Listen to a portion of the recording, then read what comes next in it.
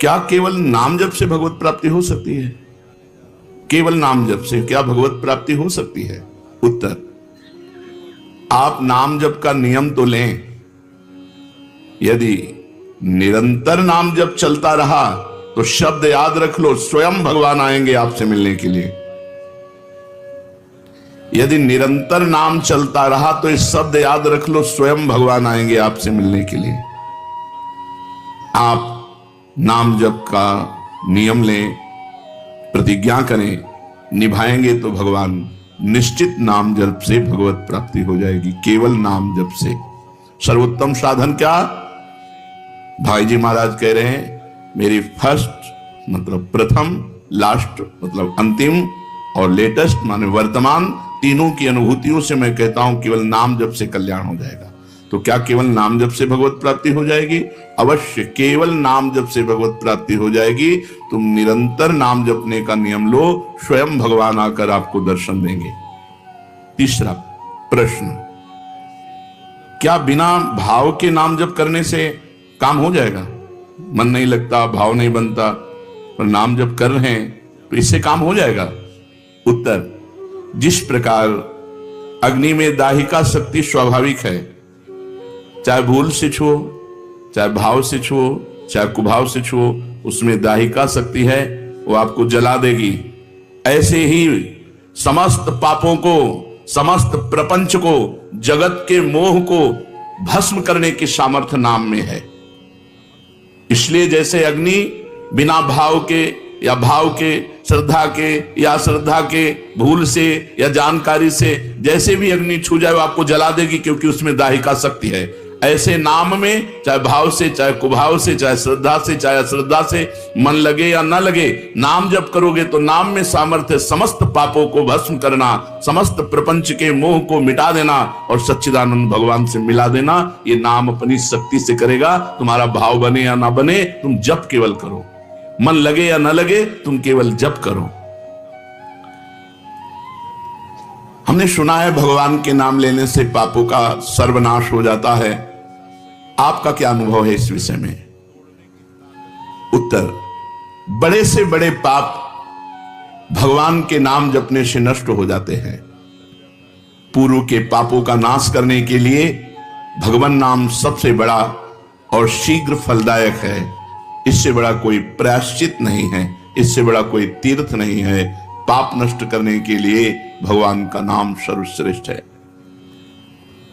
चोर हो, शराबी हो, मित्रद्रोही हो, स्त्री, राजा, पिता, गौ हंता, ब्राह्मण की हत्या करने वाला, गुरुपत्नी गामी, अन्य बड़े बड़े पापों में रत रहने वाला पुरुष भी यदि अबलो नशानी, अब ना नशे हो, आज तक पाप किया, अब नहीं करूंगा, और वो भगवान नाम लेने लगे तो वो निष्पाप होकर महात्मा बन जाएगा।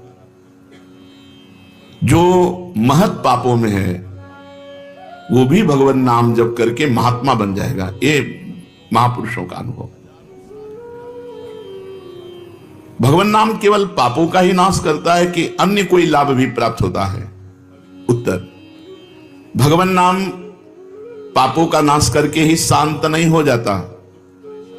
पापों का नाश करके हृदय में दिव्य विशुद्ध ब्रह्मबोध की ज्योति जलाकर, ब्रह्म ज्ञान की ज्योति जलाकर भगवान में प्रेम और तत्व का बोध दोनों करा देता है। सर्वत्र भगवान विराजमान है, इस तत्व का बोध और भगवान में प्रेम, ये नाम कर निष्पाप करके, पवित्र ज्ञान प्रकट करके, पवित्र प्रेम प्रकट कर देता है और स्वयं नामी को खींचकर उसके हृदय में प्रकाशित कर देता है। नाम जपने से अनंत गुण प्रकट होते हैं देवी संपदा के, कहां तक वर्णन करें। तो निरंतर दिन रात भजन हो सके ऐसा कोई उपाय बताइए। उत्तर, इसके लिए आपको नियम लेना होगा, आपको प्रयत्न करना होगा कि नाम छूटने ना पावे। कुछ देर एकांत में बैठकर अभ्यास कीजिए, कम से कम 2 घंटे। 24 घंटे में 2 घंटे एकदम एकांत, शांत और एक ही मंत्र चलना चाहिए। 2 घंटे। फिर देखो इसकी बदमाशी मन की, उस समय पकड़ो कितना ये चंचल है, कितना बलवान है, कितना बदमाश है। 2 घंटे 24 घंटे में नियम निकालो, चाहे 1-1 घंटे करके निकालो, चाहे आधा-आधा घंटे करके निकालो, चाहे इकट्ठे 2 घंटे निकालो। 2 घंटे ऐसा समय निकालो जिसमें केवल मंत्र चल रहा हो या नाम चल रहा हो। एक नाम पकड़ लिया, अब 2 घंटे नहीं छूटना, यही चलेगा।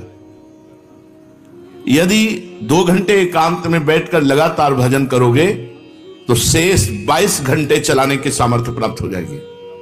2 घंटे आप लगातार नाम, मतलब अनुभव की बात कह रहे हैं तुम्हें, ऐसे लगता है तो आकाश में उड़ रही है, राउंड राउंड एकदम, बस मंत्राकार होती, न बोलने की इच्छा, न देखने की इच्छा, न खाने की इच्छा, न पीने की इच्छा, ना होते हुए भी सब हो रहा है और वो भी।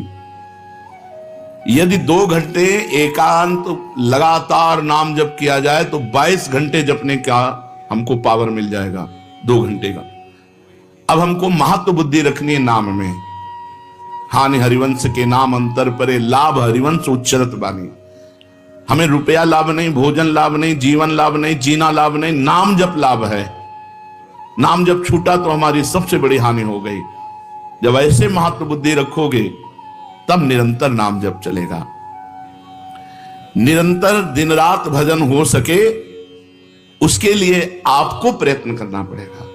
आपको बार बार नाम भूले ना, ये संभालना पड़ेगा। 2 घंटे तो एकांत में, और हर समय चलते बैठते उठते खाते पीते एक एक कदम आराम से चलिए और मंत्र जप करते हुए, नाम जप करते हुए।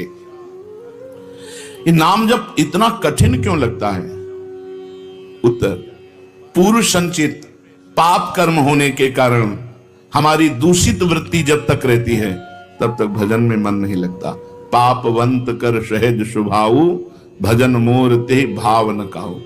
मन की मलिनता पाप कर्म, इसलिए एक जलन पैदा होती है। नाम जप न करो और कुछ भी करते हो, प्रपंच में घंटों व्यतीत कर दो, राजी है, लेकिन नाम जप में नहीं। ये पाप का लक्षण है।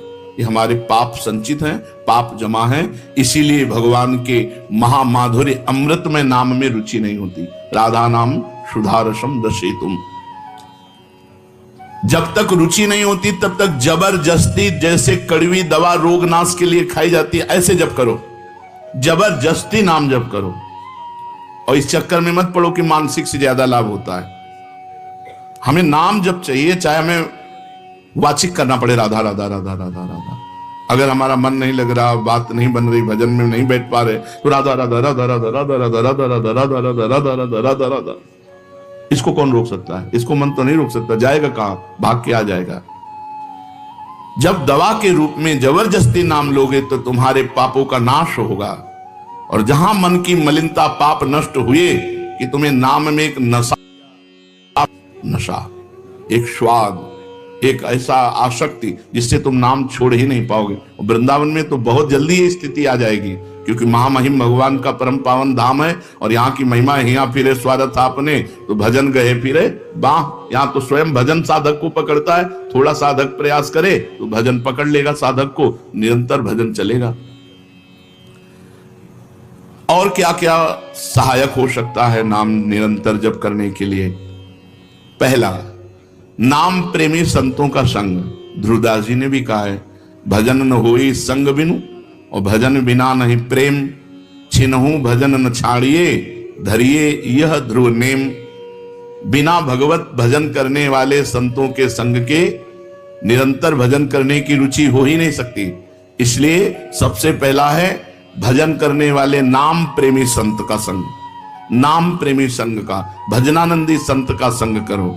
दूसरा, जो नियम मिला है, जैसे कि आपको 11 माला गुरु मंत्र जपने से इस समय फिर और जपो, लेकिन 11 माला पूरा ही करना है। जो नियम जप का है वो किसी भी तरह टूटना नहीं चाहिए, वो पूरा ही होना चाहिए। तीसरा, जब तुम्हारे सामने कोई भोग आवे तो वैराग्य बुद्धि से देखो कि नाम से बढ़कर भोग नहीं है। कहीं भोग भोगते समय नाम न छूट जाए। भोग भोगते समय भी नाम चले। भोग का मतलब हर इंद्रियों के विलासिता से है। जो जीवन के लिए उपयोगी भोग हैं उनको भोगते समय नाम न छूट जाए, क्योंकि नाम से बढ़कर भोग नहीं है।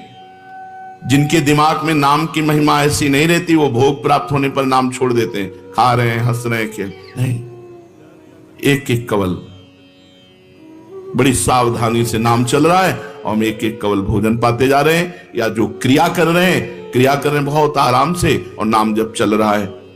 चौथा, संतों के चरित्र पढ़ने से नाम में प्रीति होती है। चार बातें सहायक है निरंतर नाम जप करने के लिए। पहला, नाम प्रेमी संत का संग। दूसरा, प्रतिदिन नियम पूर्वक जो नाम जप मिला है उसको करना। तीसरा, भोगों को भोगते समय वैराग्य भावना और नाम जप छूटने ना पावे। और चौथा, भगवत भक्तों के संतों के पावन चरित्रों का श्रवण करने से हमें ऐसी प्रेरणा मिलती है जिससे हम निरंतर नाम जप करने लगते हैं। आजकल नाम जपने वाले माला लिए तो बहुत देखे जाते हैं, लेकिन उनकी बड़ी दुर्दशा है, कोई लाभ तो दिखाई देता नहीं। लाखों बार नाम की आवृत्ति करते हैं, फिर भी वो पापों में प्रवृत्त हैं और दुखी हैं। ये क्या है? आजकल नाम लेने वाले बहुत लोग देखे जाते हैं जो नाम जप कर रहे हैं माला से, काउंटर से, लेकिन उनकी दुर्दशा है, उनको कोई विशेष लाभ नहीं मिला, न दिखाई देता है। लाख लाख नामों का जप करते हैं फिर भी पाप करते हैं और दुखी अशांत देखे जाते हैं। ये क्या है? उत्तर, पहली बात तो ये नाटक है कि लाख बार वो नाम जप करते हैं। नाटक है, बिल्कुल सत्य नहीं है। अगर सत्य में लाख बार नाम जप करें तो उसका प्रभाव पड़ेगा, चाहे भाव से चले चाहे कुभाव से। भाव कुभाव अनखाल सहु नाम जपत मंगल। वो फालतू में ड्रामा प्रस्तुत करते हैं कि मैं लाख नाम जप करता हूं, नहीं जप करते। अब माला चल रही हो, बातचीत हो रही, तो कौन जप कर रहा है? जप कौन कर रहा है? ये ड्रामेबाजी ही तो है। ये तुम्हारा बातचीत भी चल रहा है, दो लोग चल रहे हैं, हंसते हुए बात भी चल रही हो, माला भी चल रही, तो माला किसकी चल रही? तुम बात कैसे कर रहे हो? तो ये ड्रामेबाजी वाला जो लाख नाम जप की बात है, भाई जी कहते हैं मैं नहीं मानता ऐसी बात। क्यों? लाख नाम जप करते हैं उनकी दुर्दशा है। नहीं, वो नाटक करते हैं, लाख नाम जप नहीं करते हैं।